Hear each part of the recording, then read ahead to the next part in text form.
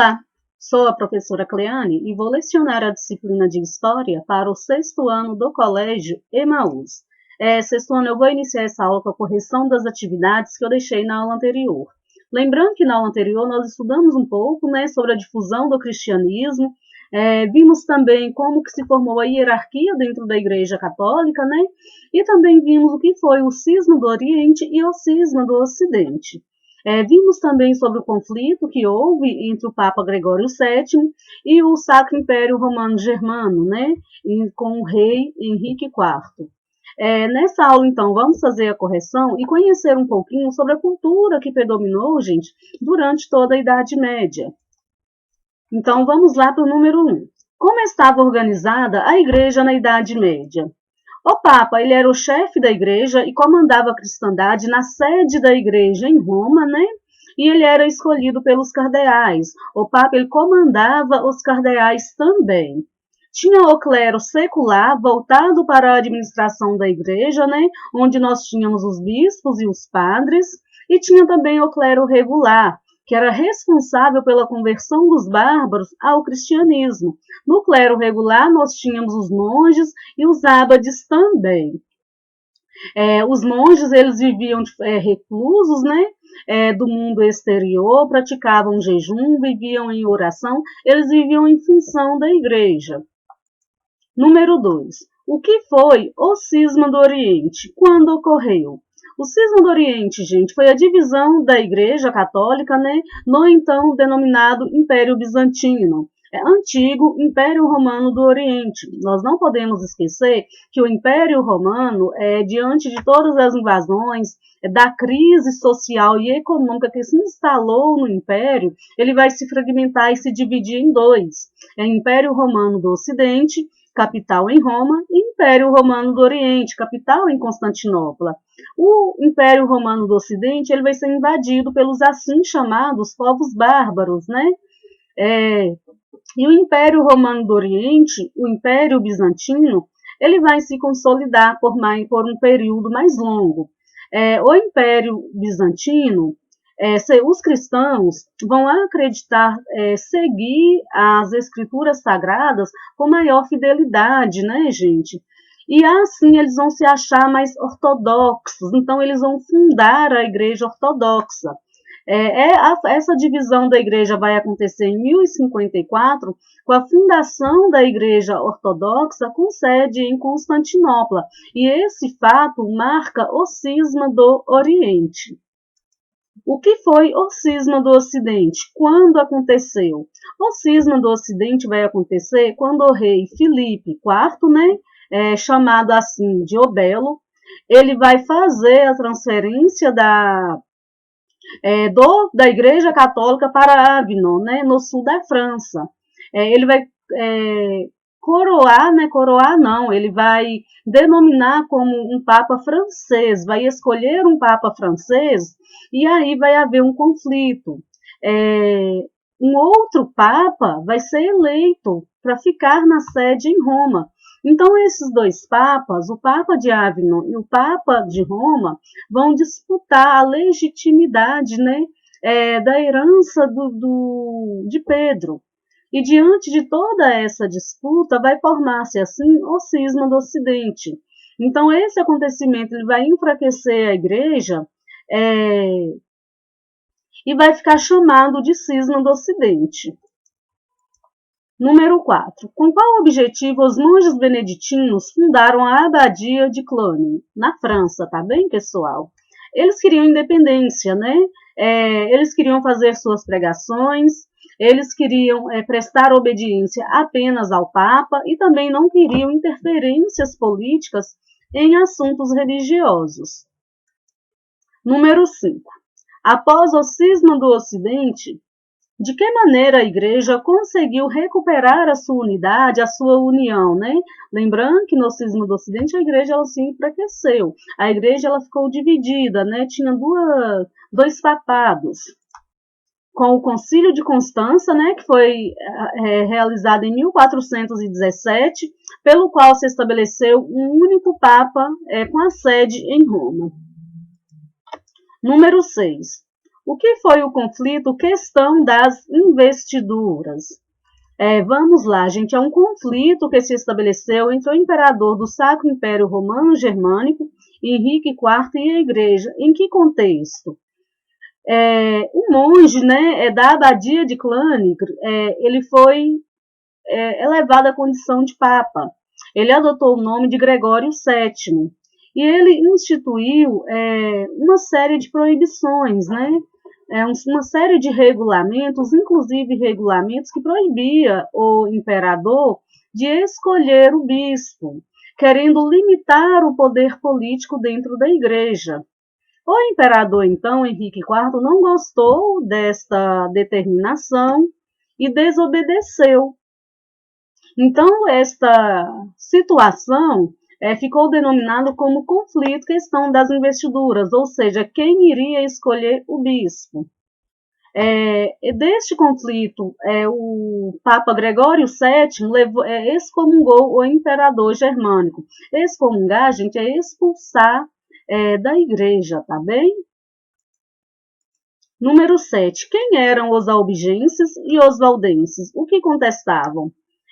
Embora a Igreja Católica ela tenha se enriquecido muito, tenha se tornado uma instituição muito poderosa durante a Idade Média, pessoal, ela foi contestada, inclusive pelos albigenses e pelos valdenses, que criticavam duramente a Igreja, dizendo que ela estava se desviando do objetivo principal. Estava muito preocupada com as questões terrenas, podemos dizer assim. Então, esses albigenses e valdenses foram movimentos heréticos que contestavam as ideias e práticas católicas. Os albigenses, então, eles contestavam o modo de vida de diversos membros do clero, a venda de indulgências, a acumulação de riquezas, a vida de luxo e a cobrança de juros por empréstimos. Já os valdenses contestavam o abandono do ideal de uma vida de fé e simplicidade, o culto dos santos, a crença na existência do purgatório. Como nós vimos, né, a igreja, como forma de reprimir, vai criar a Inquisição para perseguir esses chamados hereges, né, e puni-los, punir aqueles que se desviarem, né, da doutrina católica, da doutrina cristã. Bom, finalizamos a correção, então, sexto ano. Vamos continuar com o conteúdo aqui a partir do livro de vocês e entender um pouquinho sobre a cultura medieval. Por muito tempo, gente, a Idade Média ela ficou conhecida como Idade das Trevas ou uma longa noite de 1000 anos. Porque, segundo para alguns estudiosos, não houve muito desenvolvimento durante a Idade Média, que foi um período marcado pela dominação da Igreja Católica. Nas artes, na arquitetura, na literatura, muito domínio da igreja. Então, este período ficou conhecido por um suposto atraso, né? Com poucas ou quase nenhuma contribuição no campo da cultura, da sociabilidade ou mesmo da política. Esse ponto de vista ele vai surgir já no século XV e século XVI, né? Lá na Idade Moderna, pelos humanistas italianos que vão resgatar contribuições do período anterior à Idade Média. O período anterior à Idade Média é a Antiguidade, onde nós estudamos os gregos, né? E também onde nós estudamos os romanos. Então, eles vão resgatar valores clássicos, elementos da cultura clássica, elementos da cultura grega, elementos da cultura romana, e vão priorizar a razão, a racionalidade, né? Em relação à crença, apenas a crença na fé. Os estudos atuais permitiram, então, o conhecimento de muitas contribuições da população medieval, ou seja, não foi uma idade das trevas onde não houve a construção de conhecimento, né? Foi uma idade onde houve muita contribuição no campo social, no campo das artes e no campo da política também. Tem um texto aqui do Legoff, chamado Jacques Legoff, que fala o seguinte: Essa longa Idade Média é o contrário do hiato. Hiato quer dizer lacuna, tá, gente? Visto pelos humanistas do Renascimento e pelos homens das luzes, criou a cidade, a nação, o Estado, a universidade, o moinho, a máquina, a hora e o relógio, o livro, o garfo, o vestuário, a pessoa, a consciência e, finalmente, a revolução. Ou seja, todas essas criações aqui, essas construções, né, esses desenvolvimentos foram realizados durante a Idade Média, né? Então, falar que a Idade Média é a Idade das Trevas é considerar que durante a Idade Média nada foi desenvolvido, e isso não é verdade. Os renascentistas, gente, humanistas do Renascimento, eles vão surgir lá no século XVI, no século XV, século XVI, século XVII. O Renascimento, então, vai ser uma nova forma de pensar a cultura, uma nova forma de pensar a religião também. A supremacia do cristianismo e os ritos pagãos. Como já foi dito, né, na era medieval, a religiosidade influenciou fortemente a cultura europeia. Grande parte das expressões culturais do período, textos filosóficos, pinturas e obras arquitetônicas, mostram intensa devoção e crença em Deus. O mundo ele era visto, gente, como algo ordenado que era regulamentado, né, por leis divinas e leis imutáveis, né?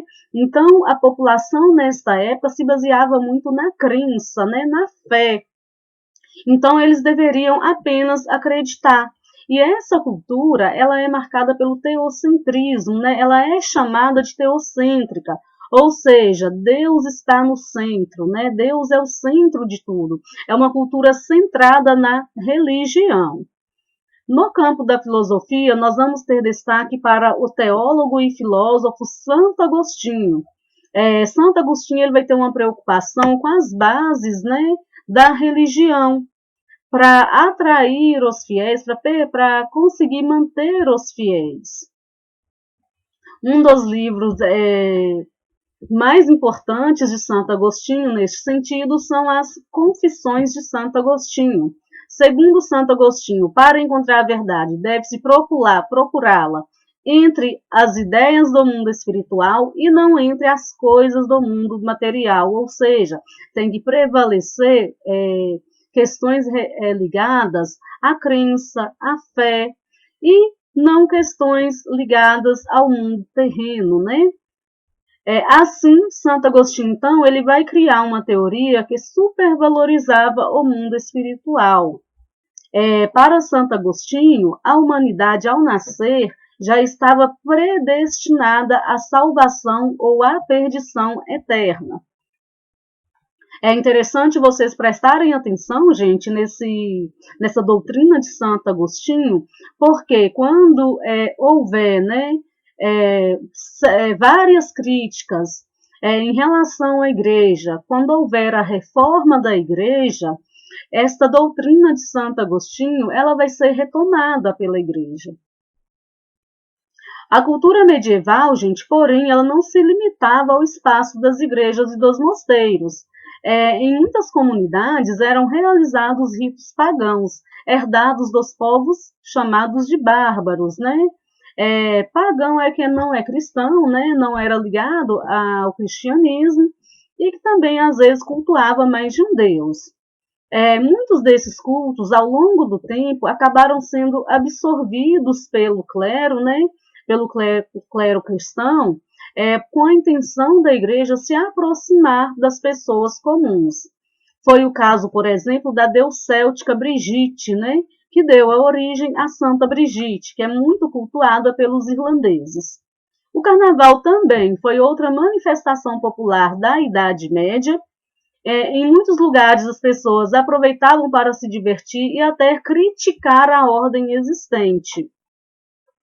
A igreja e a elite medieval toleravam essa festa como forma de amenizar as tensões sociais, de suavizar, né, de minimizar, podemos dizer assim.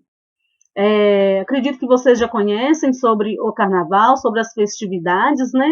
É uma época festiva, popular, comemorada nos dias que antecedem a Quaresma, período de quarentena, né, dias da quarta-feira de cinza até o domingo de Páscoa, no qual os cristãos fazem penitência.